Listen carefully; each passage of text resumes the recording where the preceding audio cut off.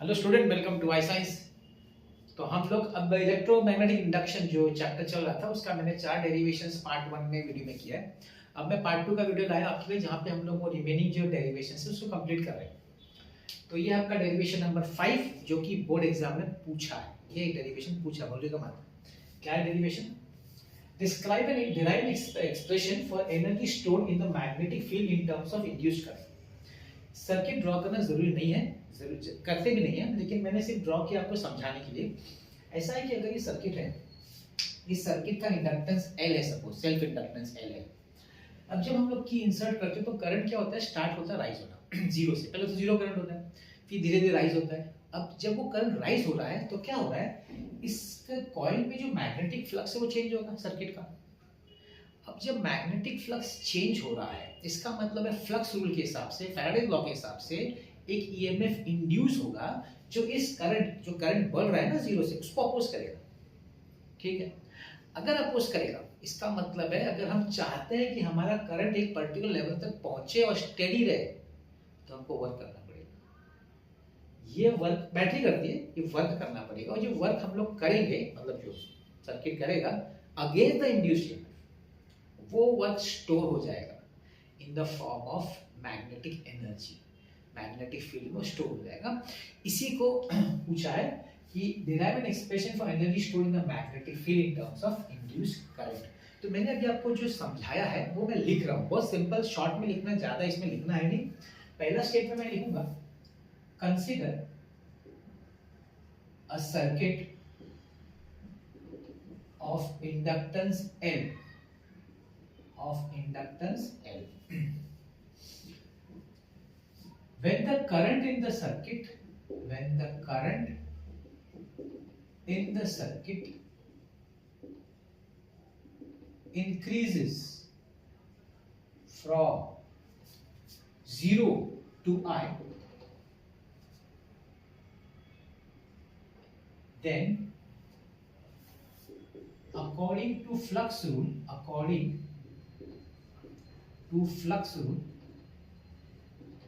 an EMF is induced,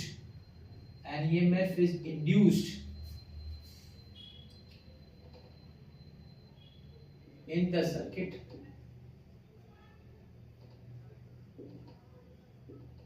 अब वो EMF जो है वो है E is equal to minus L di by dt, which acts against the current। ये जो EMF है वो हम लोग का जो बैटरी का करंट है उसको अपोज करता है। which acts against the current या which opposes the current, मैं लिख देता हूं which opposes the current, which opposes the current। अब आप चाहते हैं कि एक स्टेडी करंट मेंटेन करना, आप चाहते हैं कि सर्किट में तो करंट मेंटेन होना चाहिए इसके अपोजिशन में, तो हमको इस EMF के अगेंस्ट वर्क करना पड़ेगा। तो मैं लिखता हूं, to maintain a steady current I, work has to be done against the induced EMF, इस induced EMF के अगेंस्ट हमको वर्क करना पड़ेगा। अगर हम चाहते हैं कि हमारा सर्किट में करंट मेंटेन रहे तो हम लोग स्टार्ट करेंगे small amount of work. If dW is the work done to move a charge dQ against the induced EMF, तो dW क्या हो जाएगा, work done is charge into EMF, मतलब minus E dQ। So dW is equal to minus, और ये खुद minus है तो निकल जाएगा L di by dt into dq। L dq by dt को एक ब्रैकेट में लिखिए और di को बाहर लिखिए। now dq by dt rate of change of charge is current, so Li di, ये हो गया हमारा small work done. So total work done, therefore total work done is W is equal to, integrate करना पड़ेगा, 0 से लेकर I तक है ना, हमारा करंट 0 से लेकर I तक है, तो इंटीग्रेट करना पड़ेगा dW को, that is integral 0 to I Li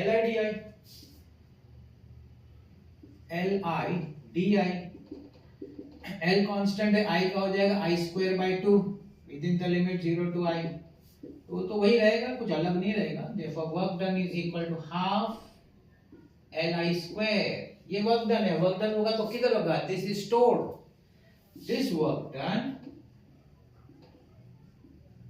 is the energy stored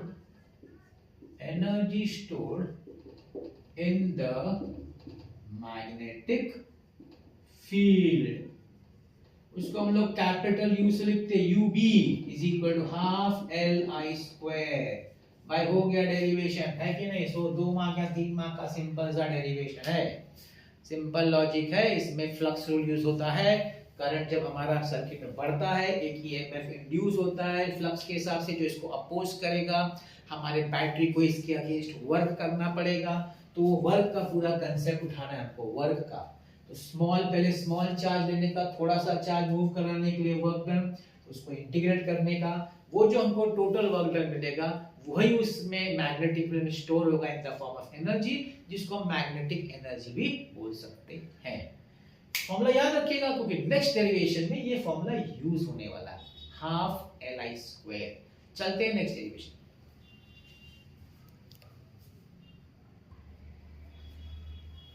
next derivation question number 6। अब ये पूछा नहीं है, पता नहीं शायद पूछ लें, इसलिए मैंने आपके वो ये आपके क्वेश्चन बैंक में दिया है, पूछा नहीं बोर्ड एग्जाम में। Derive an expression for self inductance of a solenoid, hence obtain the expression for the energy density stored in the magnetic field। पहले हम लोग सेल्फ इंडक्टेंस की बात करेंगे। सोलेनॉइड जानते हैं बहुत लंबा होता है, टर्निंग्स होता है, हमने मैग्नेटिक फील्ड में पढ़ा है, उसका हमने मैग्नेटिक फील्ड भी निकाला, याद करिए म्यू नॉट Ni, अगर आपको याद हो तो मैं पहले थोड़ा सोलेनॉइड के बारे में लिख दूं, जो आप लोग जानते ही हैं। क्या जानते हैं? Consider a long solenoid of inductance या सेल्फ इंडक्टेंस में लिख देता हूं।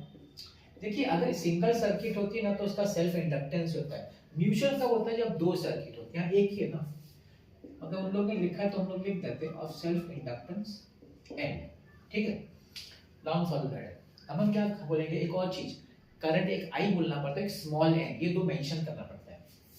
Late I be the current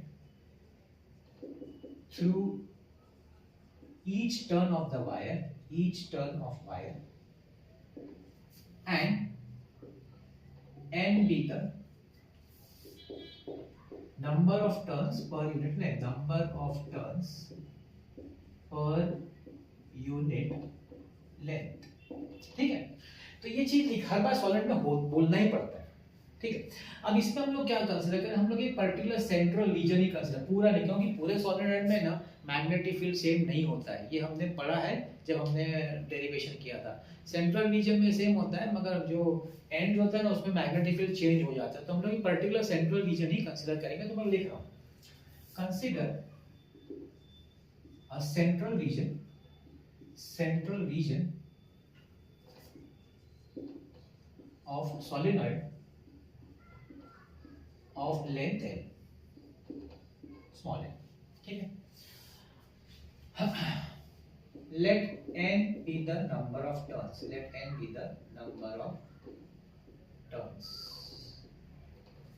therefore n will be equal to NL। अगर इस रीजन में number of turns total n है तो उसको हम लोग क्या कर सकते हैं, हम लोग बोल सकते हैं capital N will be equal to NL। अब देखिए, ये हमको इंडक्टेंस की बात करें तो यहाँ फ्लक्स का बात करना पड़ेगा। तो suppose phi b is the flux, if phi b is the flux linked with each coil,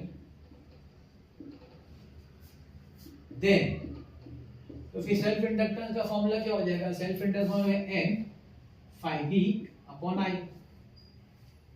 अगर flux is the magnetic flux linked with each coil, तो इंडक्टेंस जो का फॉर्मूला आता है, तो हम जानते हैं inductance formula n phi b upon I। अब हमको देखिए ये पता करना है, L निकालना है। अब हमको n तो मालूम है, n is NL। Now let's talk about phi b first। Phi b की बात कर लेते हैं। नाउ फाइव बी क्या है? It is nothing but magnetic field into area B dot A, where B is the magnetic field inside the solenoid, and A is the cross section, ये देखिए, ये जो क्रॉस सेक्शन ना solenoid का wire वो is the cross section of solenoid. अब इसको हम लोग लिख सकते हैं phi b is equal to ba, dot हटा दें, reason theta is equal to 0 degree. ध्यान से देखिए, आपका एरिया वेक्टर बाहर आ रहा है, आपका मैग्नेटिक फील्ड बाहर आ रहा है, दोनों का डायरेक्शन सेम है, थीटा 0 डिग्री है, थीटा 0 है, cos 0 1, तो सिर्फ ba लिखेंगे। इसको ये भी लिख सकते हैं b को, b का but what is b equal to magnetic field inside the solid, derive किया था हमने म्यू नॉट ni याद करिए, तो आपका phi b हो जाएगा, phi b is equal to mu naught ni into a। phi b हो गया, n हमारे पास इधर है, लेट्स गेट इंडक्टेंस, हमको तो इंडक्टेंस ही निकालना है। Therefore L is equal to capital N की जगह पे आएगा NL, phi b की जगह पे आएगा म्यू नॉट ni a, ठीक है, अपॉन i कट जाएगा, तो क्या बचेगा? L is equal to n, पहले मैं म्यू नॉट लिख देता हूं, mu naught n square al, mu naught n square al, I तो कट गया भाई। ये पहला पार्ट हो गया, self inductance of a solenoid, first part. We have got the first part of the answer, self inductance of a solenoid is mu naught n square al। हम यहां बोल सकते हैं al is the volume of central region of solenoid। मैंने ये क्यों लिखा, माना यूज करने वाला हूं, अब इसको यूज करूंगा सेकेंड पार्ट में। Let's see the second part. Second part क्या बोलता है कि obtain the expression for energy density. अभी हमने ऑलरेडी एक फॉर्मूला डिराइव किया हुआ है, energy stored in magnetic field, energy stored in magnetic field is equal to capital UB था उसका, capital UB half LI square, मैंने बोला था याद रखना फर्स्ट डेरिवेशन में से। अब एनर्जी डेंसिटी क्या है? देखो एनर्जी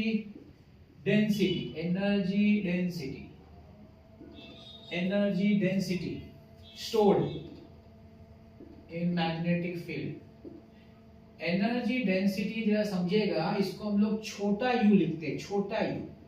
अब वो कैसे आप दिखाएंगे ध्यान दीजिएगा, इसमें कैपिटल U, इसमें छोटा u। इसमें कैसे रहता है? It is UB upon volume, ठीक है। तो UB आपका कितना है? Half LI square upon volume is आपका ये L है और ये A है, area of crossing that is AL, ठीक। अब देखिए मजा, this is equal to half, L का फॉर्मूला क्या है? Mu naught n square al, mu naught n square al, ये आपका L है, I स्क्वायर अपॉन al। तो आपका al तो भाई कट गया, al कट गया, क्या बचा? Half mu naught n square I square. अब b का फॉर्मूला है म्यू नॉट ni, मेरे पास n स्क्वायर I स्क्वायर है, म्यू नॉट 1 है, तो मैं क्या करता हूं multiply divide by n mu naught square करता हूं। ध्यान दीजिएगा, हाफ अपॉन म्यू, नीचे हाफ है और एक म्यू नॉट नीचे डिवाइड करता हूं तो ऊपर मल्टीप्लाई हो जाएगा, mu naught square n square I square 1 upon 2 mu naught ni the whole square.